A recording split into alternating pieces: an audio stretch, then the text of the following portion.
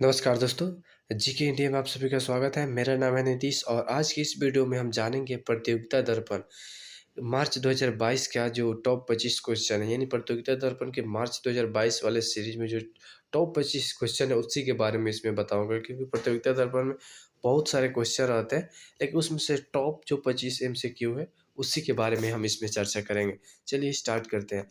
एक number question आ रहा है, मार्च 2022 में संपन्न 5 राज्यों के चुनाव का मतगणना कब हुई? यहाँ पे थोड़ा विवि इसलिए बन जाता है क्योंकि एक साल में एक बार ये चुनाव हो रहा है, ठीक है? मतलब 2022 में एक बार चुनाव हो जाए, पाँचों राज्यों का कब हुए, उसकी मतगणना कब हुई, यानी जो वोटों की गिनती की हुई वो किस तिथि को हुई, ठीक है? यहाँ पे राइट आंसर होगा 10 मार्च, ठीक है? ये होली से पहले यहाँ पे मतगणना हो गई थी सभी राज्यों की। कौन-कौन से राज्य हुए थे?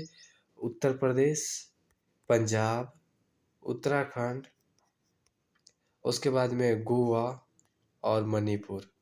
ये भी थोड़ा ध्यान रख लीजिए कि मैं यहाँ पे बता दे रहा हूँ। सब राज्यों के मुख्यमंत्री के शपथ अलग-अलग रहता तो शपथ वाला तारीख नहीं महत्वपूर्ण होता है। यहाँ पे मतगणना तिथि थोड़ा महत्वपूर्ण हो जाता है। उसके बाद कितने राज्यों में संपन्न हुआ है? 5 राज्यों में, ठीक है? यहाँ पे 5 राज्य भी लिखा हुआ है और यहाँ पे मैंने नाम भी लिख दिया है। यहाँ यूपी के उत्तर प्रदेश को शॉर्ट में यूपी बोला जाता है, पंजाब को शॉर्ट में पीवी बोला जाता है, उत्तराखंड को यूके बोला जाता है, गोवा को जीए बोला जाता है और मणिपुर को एमएन बोला जाता है, ठीक है? इसको भी आप लोग नोट करते चलिएगा।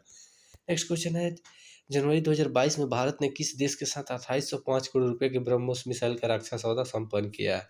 यानी कि पहले देखिए, भारत क्या होता था, कोई भी जैसे हथियार था ना, मिसाइल उसाइल सब खरीदता था, लेकिन अब बेच भी रहा है। कितना का हुआ है सौदा? 2805 करोड़ रुपया का, जो बहुत ही अच्छा कहा जाएगा क्योंकि जो आदमी पहले खरीद रहा था वो अब खुद बेच रहा है। तो यहाँ पे 2800 किस देश के साथ हुआ? यहाँ पे फिलीपींस। फिलीपींस कहाँ पे है? जो चीन है ना, चीन के बगल में जो समुद्र है, समुद्र के जस्ट बाद में फिलीपींस है, एक द्वीपीय राष्ट्र कह सकते हैं इसको। उसके बाद नेक्स्ट क्वेश्चन है, ब्रिटेन के किस प्रधानमंत्री को नाइटहुड उपाधि से सम्मानित किया गया है? यह जनवरी में सम्मानित किया गया, ठीक है? इसमें सब कुछ जनवरी से ही आएगा। नाइटहुड उपाधि से किसे सम्मानित किया गया है? तो यहाँ पे ब्रिटेन के किस पूर्व प्रधानमंत्री को, यहाँ पे किस प्रधानमंत्री को, सॉरी किस पूर्व प्रधानमंत्री कर दीजिएगा, किस पूर्व प्रधानमंत्री? यहाँ पर टोनी ब्लेयर, क्योंकि इसमें सारे के सारे पूर्व प्रधानमंत्री के ही नाम है। Margaret Thatcher, Theresa May, David Cameron या टोनी ब्लेयर, सारे के सारे पूर्व प्रधानमंत्री है ब्रिटेन के। तो इन्हें ही, टोनी ब्लेयर को नाइटहुड उपाधि से सम्मानित किया गया। उसके बाद नेक्स्ट आ रहा, इंडोनेशिया ने अपनी राजधानी को जकार्ता से कहाँ हस्तांतरित करने के लिए विधेयक पारित कर दिया? सबसे पहले मैं बता दूं, इंडोनेशिया अपनी राजधानी को चेंज करने का मुख्य कारण है कि वैज्ञानिकों के अनुसार जलवायु परिवर्तन के कारण, ठीक है, जलवायु परिवर्तन के कारण 2050 तक इंडोनेशिया की राजधानी जकार्ता पूर्ण रूप से जलमग्न हो जाएगा, ठीक है? तो जब जलमग्न हो जाएगा, इस वजह से उसको क्या किया जाए, अब देश की राजधानी है उसको चेंज कर दिया जा रहा है पहले, ताकि जलमग्न जब हो जाए तो फिर वहाँ पे दिक्कत ना हो, क्योंकि उस समय होगा अचानक तो, क्योंकि राजधानी बनाने में समय भी लगता है, इसलिए उसकी राजधानी को अब क्या किया गया है, नुसानतारा एक मतलब सिटी बसाया जा रहा है बोर्नियो द्वीप साइड में, और वहीं पे नया शहर बसाकर उसी को राजधानी इंडोनेशिया का बनाया जा रहा है। उसके बाद में, और इसके कारण ही भारत में जैसे ग्लोबल वार्मिंग में प्रदूषण को शून्य कार्बन उत्सर्जन को लक्ष्य हासिल करने के लिए 2050 तक मुंबई ने लक्ष्य हासिल किया है, ठीक है? वहीं भारत की बात किया जाए तो भारत ने 2070 तक का समय मांगा, जबकि मुंबई बोला कि हम 2050 तक शून्य कार्बन उत्सर्जन को लक्ष्य को पूरा कर लेंगे। उसके बाद नेक्स्ट क्वेश्चन है, जर्मन संस्था ट्रांसपेरेंसी इंटरनेशनल। सबसे पहले देखिए, ट्रांसपेरेंसी इंटरनेशनल ये थोड़ा ज़्यादा आता है क्योंकि भ्रष्टाचार से संबंधित 30 सूचकांक जारी करता है, हर साल जारी करता है। किस देश की संस्था है? तो जर्मन है। जर्मन कहाँ? यानी जर्मनी। जर्मनी देश की संस्था ट्रांसपेरेंसी इंटरनेशनल द्वारा विभिन्न देशों में भ्रष्टाचार की स्थिति के लिए भ्रष्टाचार बोध सूचकांक है। 180 देशों में भारत का स्थान कौन सा है? यहाँ पे 85वां है, ठीक है?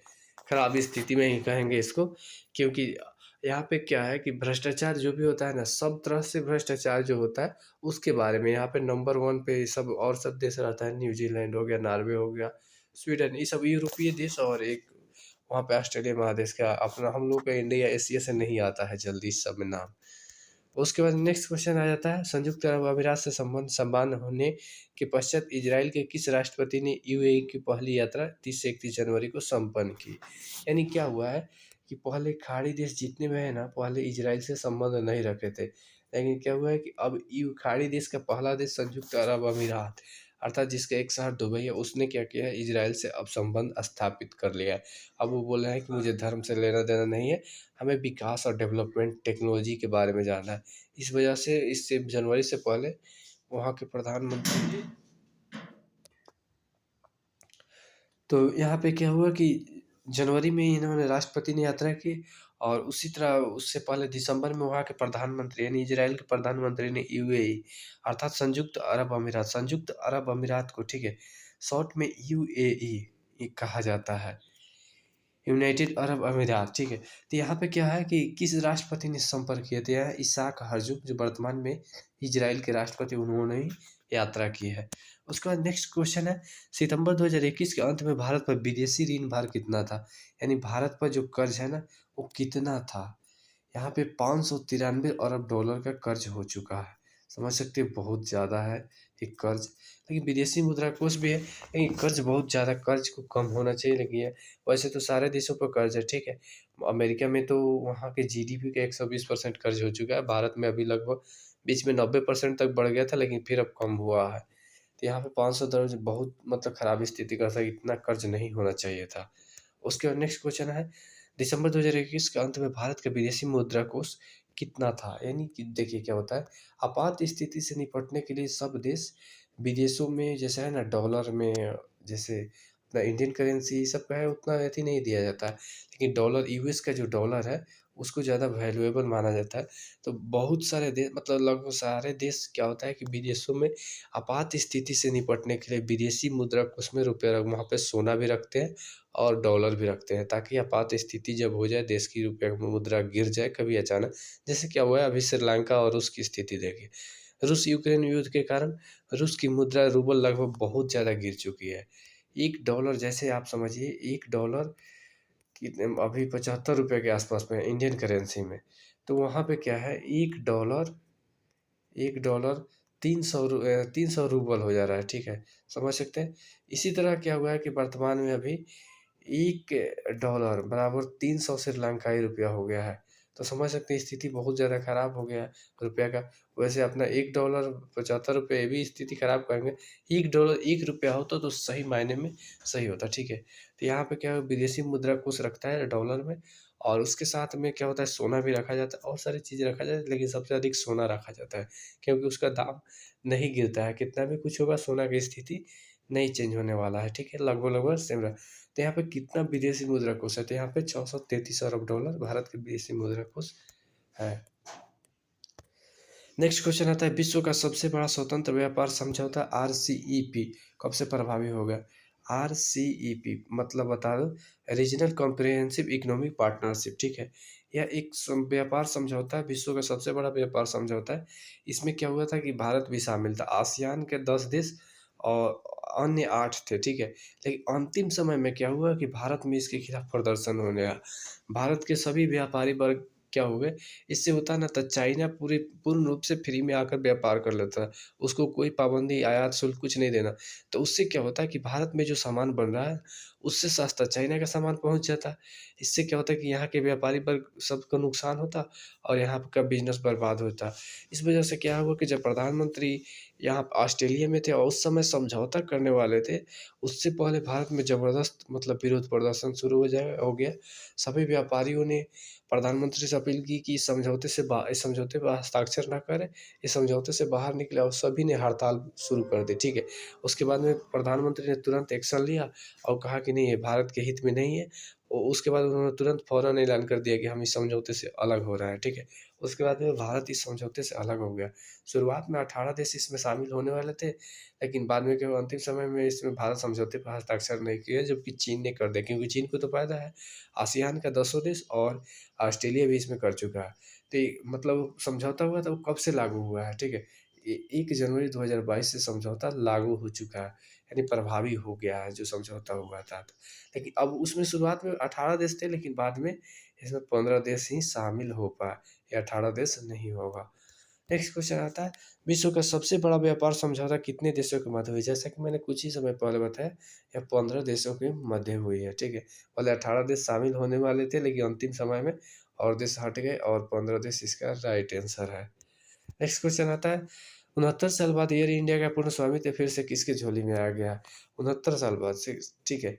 यहाँ पे ये टाटा समूह का, टाटा समूह का एयर इंडिया था, लेकिन बाद में सरकार ने इसको राष्ट्रीयकरण कर दिया, यानी अपने अधीन ले लिया, ठीक है।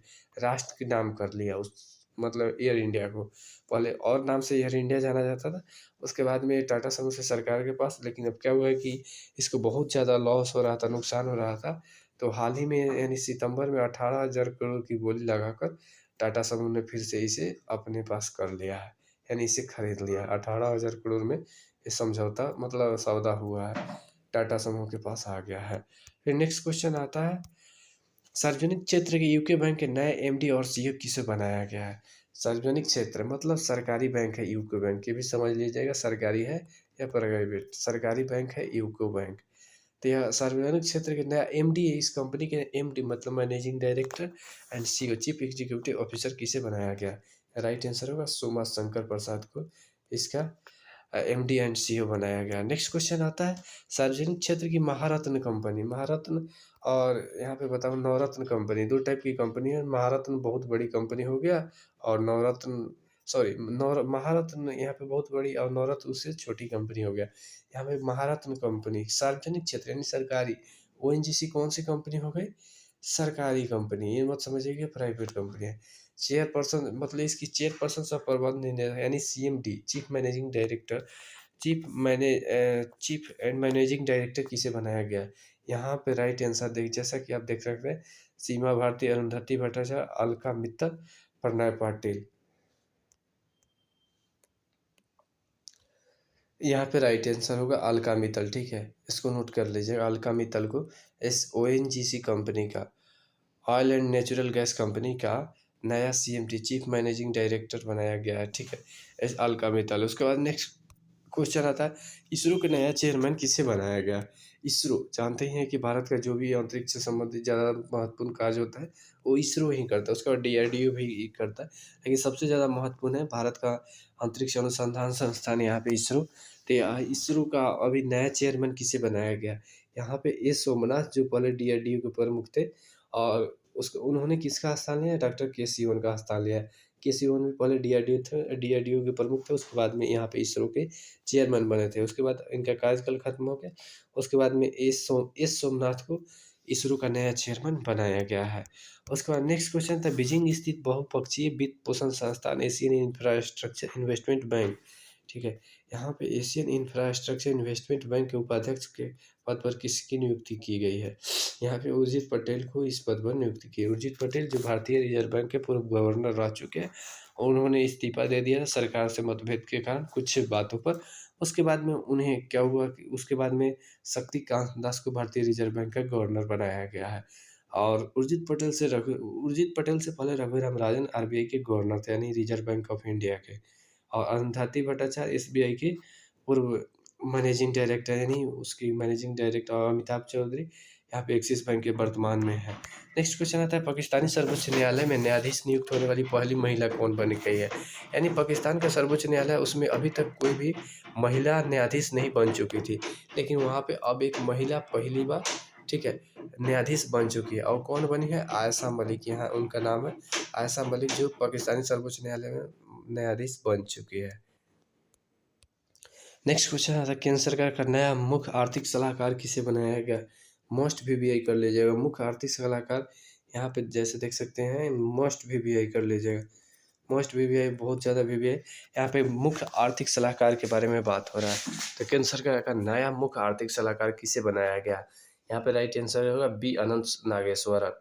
बी अनंत नागेश्वरन को केंद्र सरकार का नया मुख्य आर्थिक सलाहकार बनाया। किनका स्थान लिया है? के वी सुब्रमण्यम का इन्होंने स्थान लिया है। उसके बाद नेक्स्ट क्वेश्चन आता है, एयर इंडिया का नया चेयरमैन सह प्रबंध निदेशक किसे नियुक्त किया गया? यहाँ पे विक्रम देवदत्त को एयर इंडिया का नया चेयरमैन जनवरी 2022 में नियुक्त किया गया है, ठीक है। यहाँ पे सीईओ की बात नहीं किया जा रहा है, ये लोग ये भी बात ध्यान दीजिएगा, यहाँ पे चेयरमैन सह प्रबंध यानी एमडी की बात हो रहा है, सीईओ अलग हो जाता है। उसके बाद नेक्स्ट क्वेश्चन आता है, राष्ट्रीय जल पुरस्कार 2022 में सर्वश्रेष्ठ राज्य का पुरस्कार किसे प्रदान किया गया? यानी इसमें चयन हुआ था उस समय, पुरस्कार अभी हाल फिलहाल में दिया गया। तो राष्ट्रीय जल पुरस्कार 2022 में सर्वश्रेष्ठ राज्य का पुरस्कार किसे दिया गया? तो यहाँ पे राइट आंसर होगा उत्तर प्रदेश को सर्वश्रेष्ठ राज्य का पुरस्कार दिया गया। नेक्स्ट क्वेश्चन है, किस प्रसिद्ध कथक सम्राट का 83 वर्ष की आयु में निधन हो गया? यहाँ पे राइट आंसर होगा बिरजू महाराज, जो कथक में बहुत ही महान व्यक्ति माने जाते थे। उनका निधन हो गया है जनवरी 2022 में, ठीक है। जनवरी 2022 में इनका भी निधन हो गया, 83 वर्ष की आयु में ये निधन हो गया। नेक्स्ट क्वेश्चन आता है, यूरोपीय संसद के अध्यक्ष डेविड ससोली का 65 वर्ष की आयु में जनवरी 2020 में निधन हुआ, किस देश के नागरिक थे? यहाँ पे डेविड ससोली के बारे में, यह इटली के नागरिक थे। ये फ्रांस में यहाँ पे जब कार्यरत थे उसी वक्त इनका निधन हो गया, मतलब उस समय तबीयत बिगड़, उसके बाद में इन्हें अस्पताल में भर्ती कराया गया जहाँ इनकी मौत हो गई। किस देश के नागरिक थे? तो ये इटली के नागरिक थे। उसके बाद नेक्स्ट, प्रवासी भारतीय दिवस कब मनाया जाता है? तो प्रवासी भारतीय दिवस यहाँ पे 9 जनवरी को मनाया जाता है। मैं बता दूं, प्रवासी भारतीय दिवस 9 जनवरी को क्यों मनाया जाता है? इसका रीज़न है, 9 जनवरी 1915 को महात्मा गांधी दक्षिण अफ्रीका से मतलब वकालत करके भारत में, अब इन्होंने कहा कि हम भारत को आज़ादी के लिए काम करेंगे। तो फिर उन्होंने 9 जनवरी 9 जनवरी 1915 को भारत पहुँचे थे। वो वकालत जब भारत तट पर पहुँचे उस दिन 9 जनवरी था। इसलिए उसी सम्मान में यहाँ पे 9 जनवरी 2000 मतलब 9 जनवरी को ही प्रवासी भारतीय दिवस है, और इस दिन विदेशों में बसने वाले सभी बड़े भारतीयों को, यानी सभी लोगों को आमंत्रित किया जाता है भारत में, और एक सम्मेलन होता है। हर साल सम्मेलन होता है। पिछला सम्मेलन यहाँ पे बनारस में हुआ था, लेकिन क्या हुआ था कि कोविड की वजह से उसे वर्चुअली मोड में कर दिया गया, किसी को बुलाया नहीं गया था। हाँ, हालांकि सबको डिजिटल मोड में शामिल किया गया था। वहाँ पे प्रधानमंत्री आते हैं, राष्ट्रपति भी आते हैं। वहाँ पे हर देश में जैसे कोई राष्ट्रपति बना हुआ, कोई प्रधानमंत्री, उनको आमंत्रित किया जाता है। मुख्य अतिथि जो राष्ट्रपति प्रधानमंत्री हैं, सर्वोच्च जो होते हैं उनको मुख्य अतिथि, और उससे नीचे अन्य लोगों को वहाँ पे अतिथि बनाया जाता है। नेक्स्ट क्वेश्चन है, विश्व हिंदी दिवस कब मनाया जाता है? विश्व हिंदी दिवस 10 जनवरी को मनाया जाता है। उसके बाद फिर से नेक्स्ट क्वेश्चन आता है, नेताजी सुभाष चंद्र बोस जयंती कब मनाया जाता है? यहाँ पे नेताजी सुभाष चंद्र बोस का जन्म दिवस है 23 जनवरी, और 23 जनवरी को ही यहाँ पे नेताजी सुभाष चंद्र बोस का मतलब सुभाष चंद्र बोस जयंती मनाया जाता है। नेक्स्ट क्वेश्चन आता है, आईसीसी अवार्ड में भारत के किस महिला खिलाड़ी को वर्ष 2021 की सर्वश्रेष्ठ महिला खिलाड़ी का सम्मान प्रदान किया गया? आईसीसी इंटरनेशनल क्रिकेट का मतलब जो अंतर्राष्ट्रीय स्तर का क्रिकेट बोर्ड है, ठीक है, जैसे बीसीसीआई है भारत का सबसे बड़ा, वहीं अंतर्राष्ट्रीय जो पूरा अंतर्राष्ट्रीय स्तर पर कंट्रोल करता है, वहाँ पे आईसी है, इंटरनेशनल क्रिकेट काउंसिल। तो यहाँ पे उसमें सर्वश्रेष्ठ महिला 2021 की सर्वश्रेष्ठ महिला खिलाड़ी किसी का सम्मान किसे मिला है? स्मृति मंधाना को। यहाँ पे स्मृति मंधाना राइट आंसर होगा। उसके बाद एक और बात बता दूँ, यहाँ पे जो भी आप देखे हैं इसका सारा का आंसर मैंने नीचे दे दिया, चाहे तो आप पीडीएफ डाउनलोड कर सकते हैं, या इसको स्क्रीनशॉट करके आप अपना आंसर मिला सकते हैं अगर कोई भी आंसर बनाते हैं तो, ठीक है। इसके साथ ही आज की वीडियो सेशन समाप्त होता है। दोस्तों, अगर आपको वीडियो पसंद आए तो कृपया लाइक कीजिए, शेयर कीजिए, सब्सक्राइब करना बिल्कुल ना भूलें, और आपका भी कोई राय सलाह सुझाव उसे कमेंट करके जरूर बताइए। तब तक के लिए मिलते हैं नेक्स्ट वीडियो में। जय हिंद।